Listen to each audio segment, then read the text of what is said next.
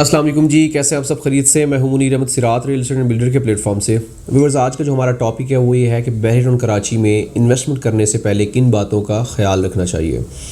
Basically बहुत सारे हमारे नए दोस्त जो कि इन्वेस्टमेंट करना चाह रहे हैं, जिनके पास 5 मिलियन 10 मिलियन या जितनी भी इन्वेस्टमेंट होती है, तो उनका ये कंसर्न होता है कि वो किस जगह पे इन्वेस्ट करें और किस तरीके से अगर वो इन्वेस्टमेंट करते हैं तो उनको ज़्यादा प्रॉफिट मिलेगा। तो आज हम कुछ पॉइंट्स रेज़ करेंगे जो कि इन्वेस्टमेंट में आपको इंशाल्लाह मुफीद साबित होंगे। आप में से बहुत सारे लोग जिनका बहुत अच्छा एक्सपीरियंस है बहरिया टाउन में, वो समझते भी हैं इन चीज़ों को और उनका ऑलरेडी भी इन्वेस्टमेंट का हो चुका होगा और वो कर भी रहे होंगे। लेकिन कुछ नए लोग जो अभी इन्वेस्टमेंट का सोच रहे हैं, बेसिकली उनको गाइड करना या उनको बताने का मकसद है हमारा, ताकि वो किसी भी चीज़ में इन्वेस्टमेंट करने से पहले प्रॉपर तरीके से समझ सकें।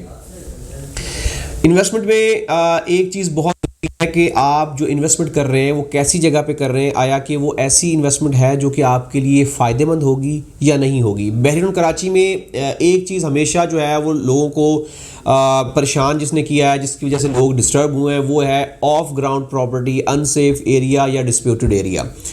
तो बहरिया टाउन कराची में इन्वेस्टमेंट करने के लिए जो सबसे पहला और सबसे आप कह सकते हैं कि बेसिक रूल है वो ये है कि हमेशा सेफ़, हमेशा ऑन ग्राउंड और हमेशा ऐसे एरिया में इन्वेस्टमेंट करनी चाहिए जो फिज़िकली एग्जिस्ट करता हो, जहाँ पे आप कह सकते हैं कि बहरिया आपको कुछ टाइम के बाद पोजेसन दे सके, या बहरिया आपको कुछ टाइम के बाद आपको प्लॉट अलॉट कर सके, या आपको आइडिया हो जाए इवन कि आपका प्लॉट इस लोकेशन पे आ रहा है या इस टाइम के बाद आपको वहाँ पे कब्ज़ा मिल जाएगा। हमेशा इन्वेस्टमेंट करने के लिए बहरिया में जो सबसे बेसिक और सबसे अहम रूल है वो ये है कि सेफ़ लैंड में इन्वेस्टमेंट करें, ऑन ग्राउंड प्रॉपर्टी में इन्वेस्टमेंट करें और ऐसे एरिया में इन्वेस्टमेंट करें जो फिजिकली एग्जिस्ट करता हो। अगले पॉइंट की तरफ अगर हम जाएं तो अगला पॉइंट है लोकेशन। बहरिया टाउन कराची को छोड़ के दुनिया में आप कहीं भी इन्वेस्टमेंट करते हैं तो लोकेशन बहुत मैटर करती है, क्योंकि प्रॉपर्टी में अगर हम परचेज करें तो 3 रूल्स उसके हैं, लोकेशन, लोकेशन एंड लोकेशन। मतलब जैसी लोकेशन होगी वैसी उसकी प्राइस होगी। प्रॉपर्टी में लोकेशन बहुत मैटर करती है। अगर आप अच्छी लोकेशन में इन्वेस्टमेंट करते हैं, आप थोड़ी सी सर्च करके आप अच्छी लोकेशन चूज़ करते हैं, तो टाइम के साथ आपको उसका बहुत ज़्यादा फ़ायदा होता है। क्योंकि जब अगर हम देखते हैं इनिशियली एक अच्छी लोकेशन एक नॉर्मल लोकेशन से थोड़ी सी मतलब एक माइनर सी अमाउंट के डिफरेंस के साथ आपको जो है मिल रही होती है, लेकिन अगर आप टाइम टू टाइम उसको देखते हैं, जैसे जैसे टाइम गुजरता जाता है उसकी प्राइस नॉर्मल प्लॉट की निस्बत तेज़ी से बढ़ती है, क्योंकि अच्छी चीज़ की मार्केट में डिमांड बहुत ज़्यादा होती है। Obviously market demand and supply पे फ्लक्चुएट करती है और अच्छी चीज़ की मार्केट में हमेशा डिमांड रहती है। इवन मार्केट डेड हो जाए, डाउन हो जाए, कुछ भी क्राइसिस आ जाए। आप अगर बहरिया को एग्जांपल देते हैं तो पिछले दिनों में जब कोविड की सिचुएशन थी, हर चीज़ में आप कह सकते हैं कि बंद हो गई थी मार्केट, आपके लोगों के बिजनेसेस वगैरह सब कुछ ठप हो गए थे। उस मार्केट में भी जो अच्छे प्लॉट्स थे वो मार्केट में अगर आते थे तो वो एक हफ़्ता भी मार्केट में नहीं रुकते थे, उनका बायर उसी टाइम स्टैंड हो जाता था। तो हमेशा इन्वेस्टमेंट करने के लिए 2 पैसे बचाने की बजाय आप ऐसा प्लॉट चूज़ करें जो लोकेशन वाइज अच्छा हो, जिसमें अगर आप फ्यूचर में कोई भी चीज़ लाइक डालते हैं, छोड़ते हैं, तो आपको अच्छा प्रॉफिट दे दे। एग्जाम्पल के तौर पे आपने एक नॉर्मल लोकेशन का प्लॉट परचेज़ किया आपने 10 लाख रुपए में, और एक आपने अच्छी लोकेशन का प्लॉट परचेज़ किया 12 लाख रुपए में। अगर हम 2 साल के बाद उसको कंपेयर करेंगे तो 10 लाख वाला प्लॉट आपको मैक्सिमम 20 लाख 25 लाख का हो गया होगा, लेकिन अच्छी लोकेशन का प्लॉट जो आपने 2 लाख महंगा परचेज़ किया था उस वक्त मार्केट में, वो आपको टाइम के साथ इतना प्रॉफिट दे देगा कि आप डबल टाइम उससे ज़्यादा प्रॉफिट, मतलब आपको 50 से 60 लाख का प्लॉट उस वक्त मिल रहा होगा। तो ये चीज़ें बेसिकली छोटी छोटी चीज़ें हैं जो बहुत ज़रूरी हैं, लेकिन इनमें हमेशा ये चीज़ें ख्याल रखना आपको ज़्यादा फ़ायदा और ज़्यादा मुनाफा दे सकती हैं। अगले पॉइंट की तरफ अगर हम बढ़ें तो इसमें एक चीज़ हमेशा ज़हन में रखनी चाहिए कि इमैच्योर प्रॉपर्टी, जो अभी तक मैच्योर ना हुई प्रॉपर्टी हो, उसमें इन्वेस्टमेंट करनी चाहिए। क्योंकि जो मैच्योर प्रॉपर्टी हो चुकी होती है वो ऑलमोस्ट अपने पीक पे होती है, अपनी टॉप पे जा चुकी होती है, उसमें जितना गेन बढ़ना होता है वो बढ़ चुका होता है। क्योंकि जो एक इमैच्योर प्रॉपर्टी है उसमें जो ग्रोथ की रेशियो है बहुत ज़्यादा होती है, मतलब उसको आप ये कह सकते हैं कि उसमें जो बढ़ने के चांसेस होते हैं बहुत ज़्यादा। एग्जाम्पल के तौर पे आप एक बच्चे को लेकर और एक बड़े को लेकर अगर हम बात करें तो बच्चे की बढ़ने की, बच्चे के समझने की, बच्चे के बोलने की जो ताकत है, समझने की जो कैपेसिटी है, कैपेबिलिटी है, वो बहुत ज़्यादा होती है नॉर्मल बंदे की निस्बत में। तो बच्चा बड़ी तेज़ी के साथ ग्रो हो रहा होता है, बड़ा हो रहा होता है, लेकिन एक बड़ा आदमी उसमें बढ़ने की जो ताकत है, सलाहियत है, वो कम हो जाती है, स्लो हो जाती है। इसी तरीके से एक मैच्योर प्लॉट जो एक आप कह सकते हैं कि अपनी पीक पे होता है, उसमें जो बढ़ने के चांस, ऑब्वियसली वो बढ़ता है, लेकिन उसमें जो बढ़ने के चांसेस हैं वो स्लो हो जाते हैं। एग्जाम्पल के तौर पे एक आप मैच्योर प्लॉट करोड़ का लेते हैं तो आपको 2 साल के बाद मैक्सिमम जो प्रॉफिट दे देगा वो मैक्सिमम 1 मिलियन या 1.5 मिलियन प्रॉफिट दे देगा। लेकिन अगर आप एक नॉर्मल जो अभी तक आप कह सकते हैं कि रॉ मटेरियल की सूरत में होगा, जो अभी तक मैच्योर नहीं होगा, ऐसे प्लॉट में इन्वेस्टमेंट करते हैं तो आपको एक तो प्राइस वाइज रीजनेबल मिलेगा, और दूसरा ये कि उसमें अगर आप बढ़ने के चांसेस देखते हैं, उसको आगे ग्रो होने के चांसेस देखते हैं, तो वो आपको कंपैरेटिवली ज़्यादा होंगे। इसकी एक जिंदा एग्जांपल है कि बैरिया टाउन कराची में अगर आप प्रीसेंट 1 में प्लॉट लेते हैं जो इस वक्त मैच्योर हो चुका है, वहाँ पे मिनिमम आपको 160, 170, 180 की रेंज में प्लॉट मिलेगा, जो कंपैरेटिवली अगर बढ़ेगा तो बहुत नॉर्मल बढ़ेगा। इसी के मुकाबले में अगर वही 250 गज का प्लॉट आप प्रीसेंट 32 में ले लेते हैं जो आपको 65 लाख की रेंज में मिल रहा होगा, लेकिन अगर आप उसको 3 साल के बाद कंपेयर करेंगे तो आपको 65 लाख लगाया हुआ आपको ज़्यादा प्रॉफिट दे रहा होगा, बजाय इसके कि आपने जो आपने 1.5 करोड़ या 2 करोड़ की अमाउंट इन्वेस्टमेंट की होगी उसकी इन्वेस्टमेंट आपको डबल ट्रिपल प्रॉफिट देगा और उसको आप बेच के आगे स्विच कर सकते हैं। तो हमेशा जो ऐसी प्रॉपर्टी इन्वेस्ट करें जो अभी तक मुकम्मल तौर पे आबाद ना हुई हो, जिसमें अभी तक गैप हो, जिसमें अभी तक गेन के चांसेस ज़्यादा हो, ऐसी प्रॉपर्टी में इन्वेस्ट करें। वो टाइम के साथ आपको अच्छा प्रॉफिट भी देती है, ज़्यादा फ्रूटेबल होती है और उसमें ज़्यादा चांसेस होते हैं बढ़ने के। इसके साथ अगर अगले पॉइंट की बात करें तो हमेशा इन्वेस्टमेंट ऐसी करें कि आपको मुख्तलिफ ऑप्शंस आपके पास हो, सारे फ्रूट्स एक ही बकेट में ना डालें। उसमें होता यह कि खुदा न खास्ता, क्योंकि हमेशा हालात एक तरह के नहीं रहते हैं, होता यह कि बाज़ औक़ात आप ऐसी इन्वेस्टमेंट कर देते हैं कि तमाम की तमाम चीज़ें, मतलब तमाम के तमाम एसेट्स आप एक प्रॉपर्टी में डाल देते हैं और आपको ज़रूरत पड़ती है, जिसकी वजह से आप स्टक हो जाते हैं, क्योंकि जो इतनी ज़्यादा अमाउंट आपने लगा दी होती है उसको बेचने के लिए, करने के लिए उतना बड़ा बायर स्टैंड करना भी एक मायने रखता है। जब एग्जांपल के तौर पे आपके पास 2 करोड़ की अमाउंट और 2 करोड़ की 2 करोड़ आपने एक जगह पे डाल दी है, तो जब तक आपकी वो प्रॉपर्टी बिकेगी नहीं, आपके दूसरे मामलात वैसे के वैसे स्टक हो जाएंगे। तो ये एक बहुत आप कह सकते हैं कि प्रॉब्लम वाली सिचुएशन होती है। हमेशा इन्वेस्टमेंट ऐसी करनी चाहिए कि आप, अगर आपके पास 1 करोड़ रुपया है तो आप 1 करोड़ को 3 जगहों पे डिवाइड करें, 30-30 लाख, 32-32 लाख, 35-35 लाख की 3 प्रॉपर्टीज़ परचेज करें। खुदा न खास्ता कोई मसला बनता है, कोई प्रॉब्लम बनती है, तो आप उनमें से एक प्रॉपर्टी औने पौने रेट भी अगर आप बेचते हैं तो दूसरी 2 प्रॉपर्टीज़ आपको प्रॉफिट दे के वो सारा लॉस आपका रिकवर कर सकते हैं और प्लस माइनस होकर आप मतलब इक्वल हो जाते हैं। तो ये एक बहुत बड़ी अहम सिचुएशन है कि आप इन्वेस्टमेंट करने से पहले हमेशा ऐसी जगह पे इन्वेस्टमेंट करें जहाँ पे छोटी छोटी इन्वेस्टमेंट्स हों और आप उसको मुख्तलिफ टाइम में यूटिलाइज़ कर सकें और मुख्तलिफ तरीक़ों पे उसको आप इस्तेमाल में ला सकें। लिहाजा हमेशा इन्वेस्टमेंट एक ही जगह पे नहीं डालनी चाहिए, मुख्तलिफ जगहों पे डालनी चाहिए। अगला पॉइंट जो है हमारा वो बहुत अहम है कि इन्वेस्टमेंट करने से पहले ये बात हमेशा ज़हन में रखें, जो आप वो पैसा लगाएं जो आपके पास एक्स्ट्रा मनी हो, मतलब चादर देख के पाँव फैलाने चाहिए। उसकी रीज़न ये होती है कि जब आप अपना सारा कुछ एक ही जगह पे लगा देते हैं और आपके दूसरे मामलात ज़रूरियात ज़िंदगी नहीं चल रहे होते, तो आप बहुत ज़्यादा डिस्टर्ब होते हैं, जिसकी वजह से बहुत सारी मुश्किलात, बहुत सारी प्रॉब्लम्स आपको फेस करना पड़ती हैं। प्रॉपर्टी बेसिकली होल्डिंग का नाम है। अगर आप होल्डिंग कैपेसिटी नहीं रखते हैं तो आप प्रॉपर्टी में पैसा नहीं ले सकते हैं। प्रॉपर्टी में हमेशा मुनाफा वही बंदा कमाता है जिसके पास होल्डिंग कैपेसिटी हो, जो बंदा होल्ड कर सकता हो, जो एक्स्ट्रा मनी से इन्वेस्टमेंट कर रहा हो। अगर वो एक्स्ट्रा मनी से इन्वेस्टमेंट नहीं कर रहा होता तो बजाय प्रॉफिट के वो लॉस कर रहा होता है। आपने मार्केट में सुना होगा कि फलां बंदे ने प्रॉपर्टी परचेज की, उसको लॉस हो गया। लॉस उसको तब होता है जब उसके पास होल्डिंग कैपेसिटी नहीं होती।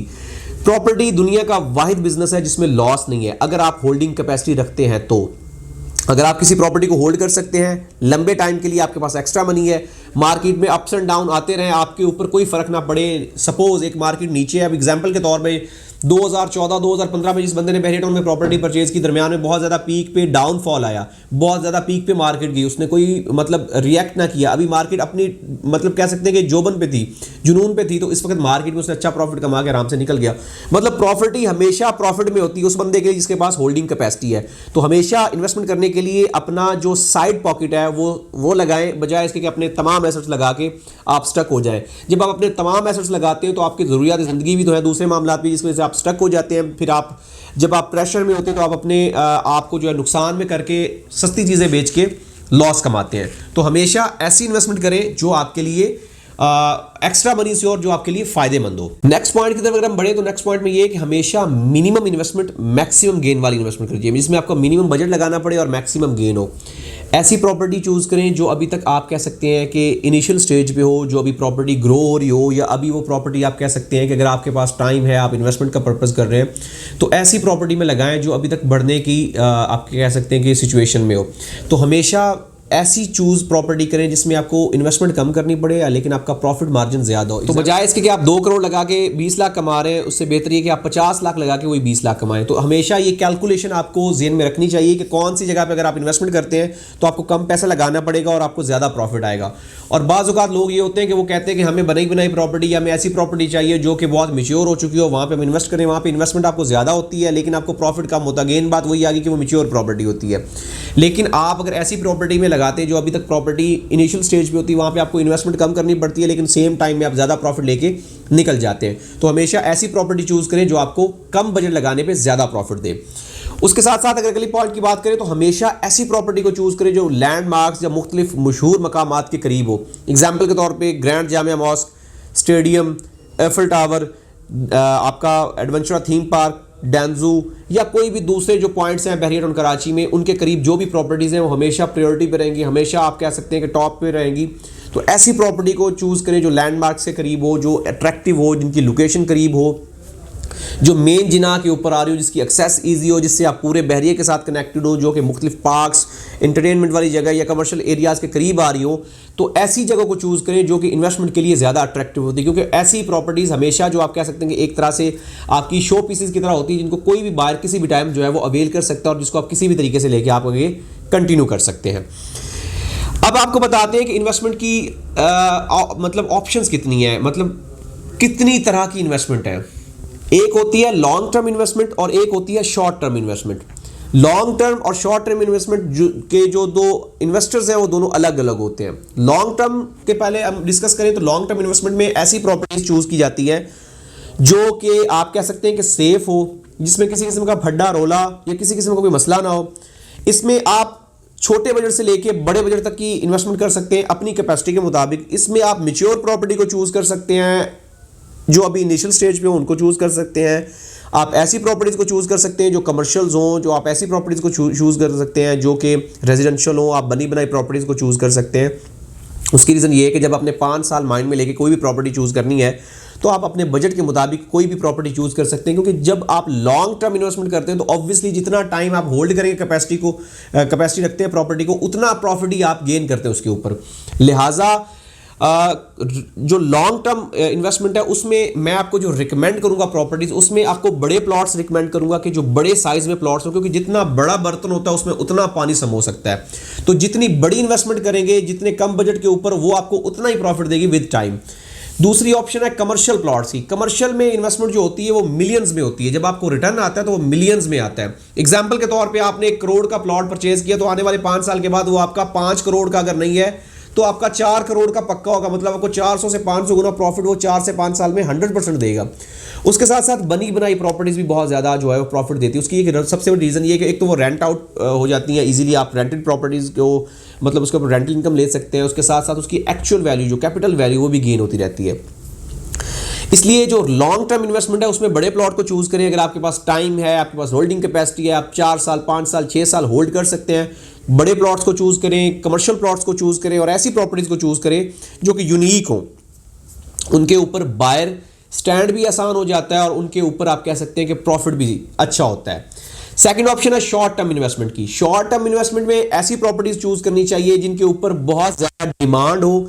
ऐसी प्रॉपर्टी चूज करनी चाहिए जो हर बंदे की रेंज में हो, जो मार्केट में डिमांडेड हो। लाइक छोटे प्लॉट्स 125 गज के, 250 गज के, 75 गज के, 2 बेड अपार्टमेंट, 3 बेड अपार्टमेंट या छोटे ऑफिस शॉप जो कि आसानी से आप कह सकते हैं लाइक कैश चेक और रोलिंग में आ सके। ये प्रॉपर्टीज ऐसी होती है कि इनको 6 महीने 8 महीने रखने के बाद अगर आपने 40 लाख 50 लाख की प्रॉपर्टी परचेज की तो आपको 4 लाख 5 लाख मतलब महीने का 2 लाख 3 लाख आपको आसानी से जो है वो प्रॉफिट की सूरत में मिलता रहता है। बड़े प्लॉट्स शॉर्ट टर्म इन्वेस्टमेंट के लिए मौजूद नहीं होते, ना ही कमर्शियल प्लॉट मौजूद होते, क्योंकि उनके ऊपर बायर जो है बड़ा मुश्किल से स्टैंड होता है और जाहिर बात है उनके ऊपर गेन भी उस तरीके से नहीं होता क्योंकि वो टाइम मांगते हैं। इसकी एक जिंदा एग्जांपल ये कि जितना बड़ा बर्तन होता है उसको भरने में उतना ही टाइम लगता है, तो ऑब्वियसली जितना छोटा बर्तन होता है उसको भरने में उतना कम टाइम लगता है। लिहाजा ये सारी कैलकुलेशन आपको आपकी इन्वेस्टमेंट करने में बहुत ज़्यादा कारगर साबित होंगी। अगर आप बहरिया टाउन कराची में कोई भी इन्वेस्टमेंट करना चाहते हैं, कोई भी प्लॉट, कोई भी घर, कोई भी अपार्टमेंट या कोई भी कमर्शियल प्रॉपर्टी परचेज करना चाहते हैं तो हमारे साथ ज़रूर मशवरा करें। हम आपको बेहतर से बेहतरीन तरीके से गाइड करने की पूरी कोशिश करेंगे। हमारे साथ जुड़े रहें। हमारा यूट्यूब चैनल ज़रूर सब्सक्राइब करें ताकि लेटेस्ट न्यूज़ अपडेट्स आप तक पहुँचती रहें। मिलते हैं एक नई वीडियो के साथ। अल्लाह हाफिज़।